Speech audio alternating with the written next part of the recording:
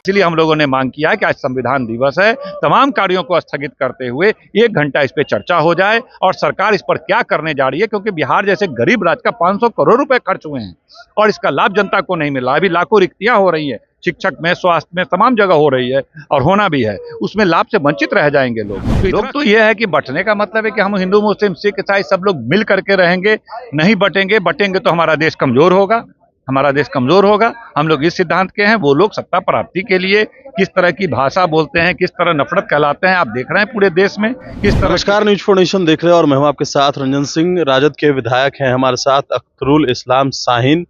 क्या मुद्दा रहेगा सदन में, क्योंकि सत्ता पक्ष कह रहा है कि आप लोग के पास सवाल ही नहीं है। देखिए, आज संविधान दिवस है और भारत के संविधान के प्रावधानों के अनुरूप ही हम लोग मांग कर रहे थे कि भाई भारतीय जनता पार्टी पूरे देश में जातिगत जनगणना करे, लेकिन भाजपा ने इनकार कर दिया, मोदी सरकार ने इनकार कर दिया। तो बिहार में 500 करोड़ रुपए लगा करके हम लोगों ने जातिगत जनगणना कराया। जातिगत जनगणना कराने के बाद दलितों का, अति पिछड़ों का, यहाँ तक के सामान्य कैटेगरी के भी 10% आरक्षण करके 75% आरक्षण का दायरा बढ़ाया हम लोगों ने और बिहार विधानसभा ने कानून बना करके इसको पास भी कर दिया। लेकिन केंद्र में डबल इंजन की सरकार होने के बावजूद उसको 9वीं अनुसूची में शामिल नहीं किया, जिसके कारण इसको रद्द कर दिया गया है। इसलिए हम लोगों ने मांग किया है कि आज संविधान दिवस है, तमाम कार्यों को स्थगित करते हुए 1 घंटा इस पे चर्चा हो जाए और सरकार इस पर क्या करने जा रही है, क्योंकि बिहार जैसे गरीब राज्य का 500 करोड़ रुपए खर्च हुए हैं और इसका लाभ जनता को नहीं मिला। अभी लाखों रिक्तियां हो रही है, शिक्षक में, स्वास्थ्य में, तमाम जगह हो रही है और होना भी है, उसमें लाभ से वंचित रह जाएंगे लोग। तो इतना खर्च हमने करके जो जातिगत जनगणना कराया है और डबल इंजन की सरकार है, तो इस पर क्या करने जा रही है सरकार, उसको रद्द कर दिया गया है कोर्ट के जरिए। पुनः इस पे कानून बनाना है, विधानसभा में लाना है, पुनः भेजना है और पुनः सरकार से आग्रह करना है, क्योंकि अन्य तमिलनाडु में 69% आरक्षण, हम तो 75% ही किए हैं।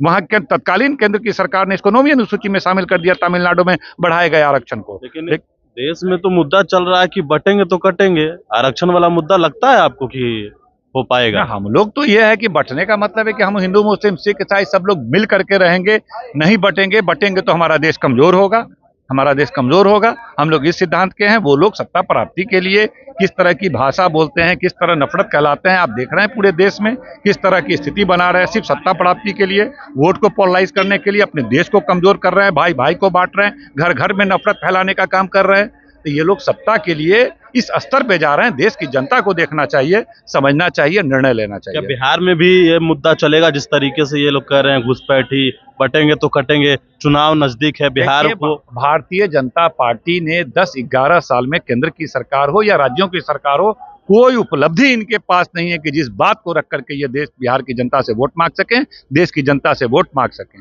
इसलिए नकारात्मक राजनीति करते हैं, जात जात को लड़ाएंगे, धर्म को लड़ाएंगे, विभिन्न स्तर पे लड़ाएंगे, क्षेत्र के नाम पे लड़ाएंगे। ये सिर्फ लड़ाना, नफरत फैलाना, आपस में बांटना, कमजोर करना, इससे देश कमजोर होता है। दुश्मन देश यह चाहता है कि हम लोग आपस में बट के रहें, आपस में लड़ें, जात के आधार पर, धर्म के आधार पर, क्षेत्र के आधार पर, ताकि उनको फायदा उठा सकें। लेकिन अफसोस है हमारे देश में जो लोग सत्ता शासन में बैठे हैं, वह अपने सत्ता प्राप्ति के लिए, सत्ता पे बने रहने के लिए हम लोगों को बांटने, आपस में लड़ाने, दंगा फसाद कराने, आगजनी कराने जैसी घटनाओं को अंजाम देने का प्रयास करते रहते हैं। ये दुखद है, दुर्भाग्य है, बहुत काला इतिहास इन लोगों का लिखा जाएगा।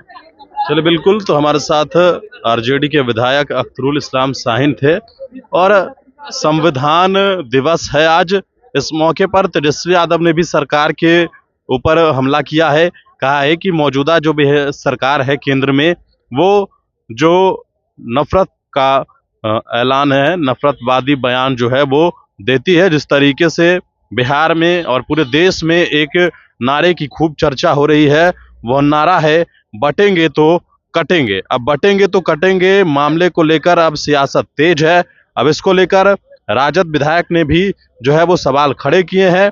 अब देखने वाली बात होती है कि आखिरकार जिस प्रकार से लगातार बिहार और पूरे देश में एक नारा गूंज रहा है कि बटेंगे तो कटेंगे, इसका क्या आने वाले वक्त में विधानसभा के चुनाव में भी प्रभाव पड़ेगा, ये देखने वाली बात होगी। लेकिन फिलहाल सदन का आज दूसरा दिन है और दूसरे दिन विपक्ष से हमने बातचीत की है।